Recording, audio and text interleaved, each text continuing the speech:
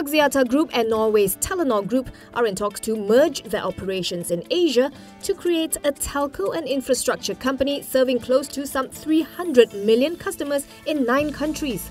This confirms a report by The Edge Financial Daily. Telenor would become the majority shareholder of this entity with 56.5%, while Axiata would own 43.5%. This joint firm would have pro forma revenue of over 50 billion ringgit and EBITDA of more than 20 billion ringgit and generate projected savings of about 20.7 billion ringgit. According to the two telco giants, the plan is to combine EDOTCO Group and Telenor's Asian tower assets to give the new entity about 60,000 towers across the Asian region. Meanwhile, in Malaysia, the intention is to merge Celcom and DiGi to become the country's largest mobile network operator, with the new entity as the majority owner in the combined business. In the works is also the establishment of the largest innovation centre in the region, to include IoT and 5G, as well as a global talent factory.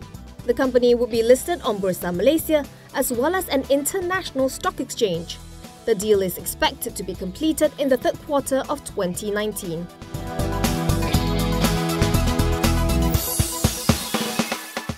An ex-employee of KWAP told the KL High Court today that the fund breached its own policy and guidelines by approving the first 2 billion ringgit loan to SRC International.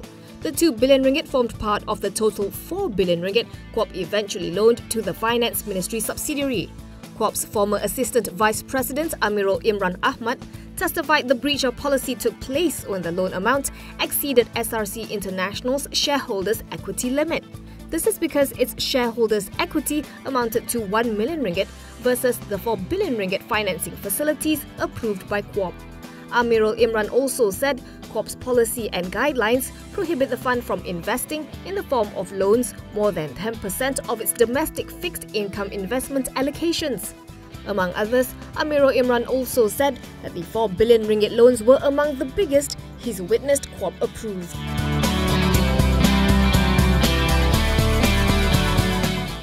Half of the top 20 listed companies on Bursa Malaysia with the highest paid CEOs last year were family-controlled companies.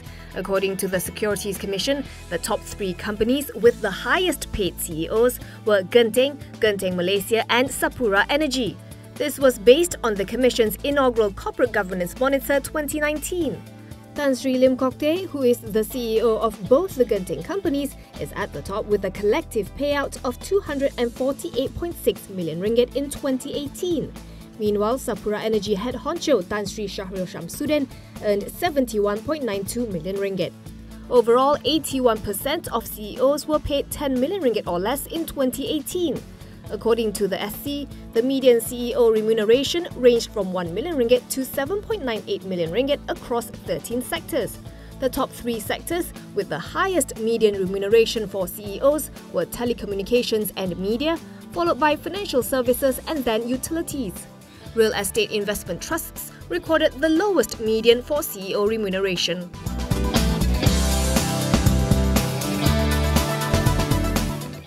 Analysts are expecting Malaysia's GDP growth to slow in the coming months. AmBank Research is expecting a weaker gross GDP growth of between 3.8% and 4.2% for the first quarter of 2019 versus the 4.7% recorded in the fourth quarter of 2018. Kenanga Research is also expecting first quarter GDP growth to come in at a softer 4.4% before weakening further to 4.2% in the second quarter of 2019. Kenanga Research is projecting that GDP growth for the entirety of 2019 to slow down from 4.7% to 4.5%. Analysts are still jittery over the uncertain outcome of the extended US-China trade negotiations against the backdrop of a weaker global economy. AmBank says that given the shakier economic data, there is a possibility that BNM would cut the 3.25% OPR in May. However, it feels that the central bank would most likely hold the rate in May and institute a rate cut in June.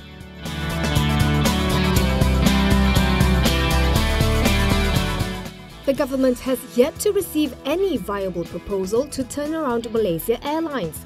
Prime Minister Tun Dr. Mahathir Mohamad says the losses and the bad management at the carrier have been so terrible that it is difficult to revive it. The previous administration has already pumped in 6 billion ringgit in funds via Khazanah Nasional, sacked 6,000 people and cut down its routes. Mahathir says the airline business is very competitive after the emergence of low-cost carriers and reiterates that selling the airline is an option. However, he says the government has yet to make a decision on Malaysia Airlines' fate.